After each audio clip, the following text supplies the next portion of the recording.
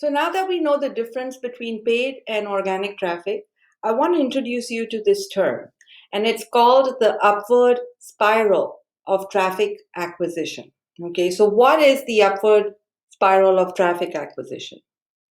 Well, it basically means that the better your paid traffic is, the better your organic traffic will be, right? So you're advertising, right? And so you're starting to get people in. That's paid traffic. But because you're doing that, maybe more people are liking your post, or sharing it. And so organically, that post is being shared because you have boosted it with some money, right? With paid traffic. And what happens when you start to boost it? Well, when you do advertising and you start to bring people in and more people share it out or more people like it and then more it shows up on people's feeds, you get more organic traffic.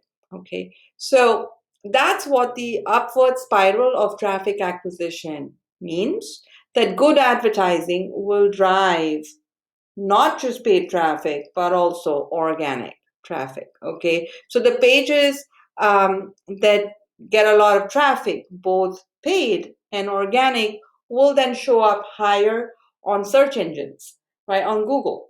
And so that is sort of how it sort of your traffic gets bigger, and more people get to see your ad.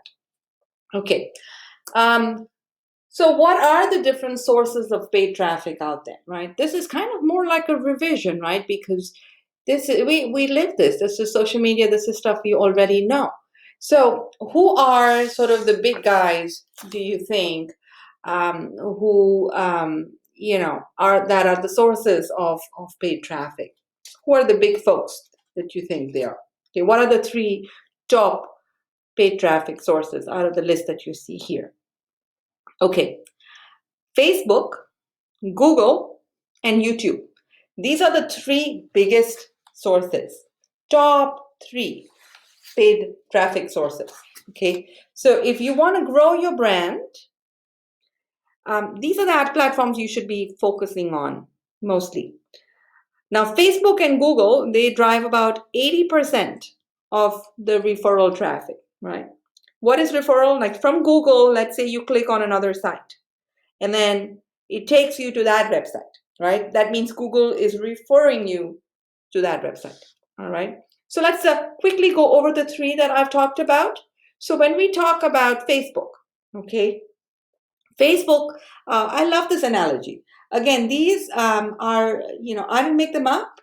I found them online. They spoke to me. And so I wanted to share the things that, I've been reading because I think that's kind of the best way for me to learn and hopefully for you to learn too, right? So I love the analogy. Facebook is like a billboard, right? So you're driving on a highway, you see a hoarding, you see a billboard, right? And so that's kind of what scrolling through your Facebook newsfeed is. It's kind of like that.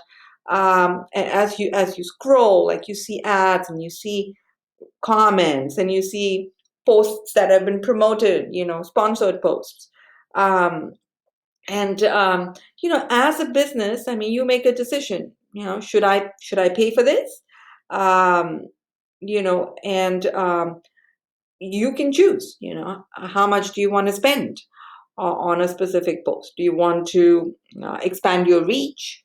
Like focus on more than one town, like more than LA. Let's focus on Carson and let's focus on El Segundo and Manhattan Beach and Hermosa and Palos Verdes and Redondo, right? Or do I say, I'm just going to focus on one city and I'm going to just, advertise the, heck out of it, right? So you make a decision on how you want to go about that.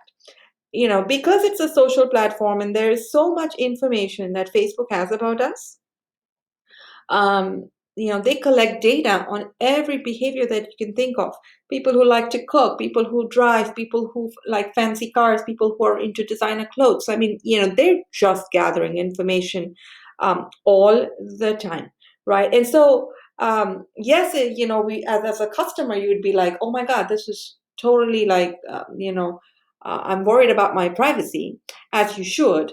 But as an advertiser, I mean, that's a lot of rich data, right? And it's powerful to have that information because you can really target precisely and showcase the product to people who really would be interested in that product, right? So you're getting the right eyeballs on your message, and that's important for an advertiser. Okay, so Facebook is like a billboard, like I said.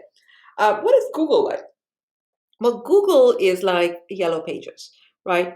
I still remember we used to have those big fat books with yellow pages, and it had like lots of information, about people, where they live, and different businesses, and addresses, and phone numbers. We didn't have email that time, right? So kind of that's where Google Yellow Pages started. But of course, they've moved a lot of their stuff online. But Google is kind of, I would compare it with Yellow Pages, right? So whenever you're looking for something, you tend to start with Google, right? It's a search engine, so you start looking for information, and that's what Google does. And so, as an advertiser, you are just bidding on keywords, and as you bid on keywords, your search will come up higher if you bid more on those keywords, right? And that's how you drive traffic to your site.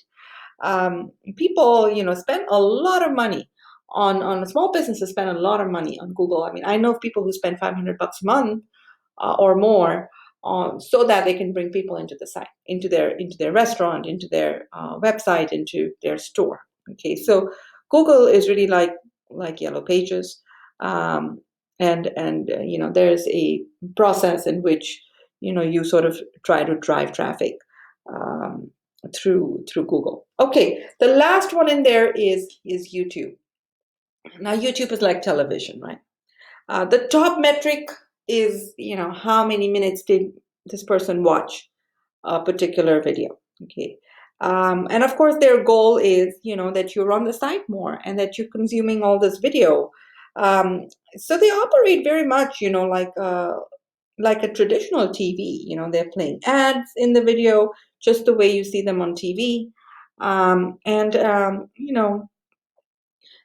that interrupts us, right? When we're watching, that definitely interrupts us. But it's something that we're used to, just the way we're used to when we're watching TV.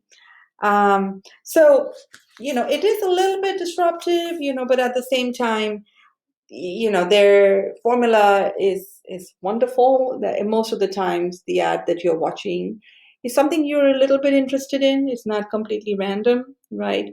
Um, and there's a lot of analytics at the back end that allow them to showcase the right ads, and that makes an advertiser quite happy, right? Because that's exactly what we're looking for.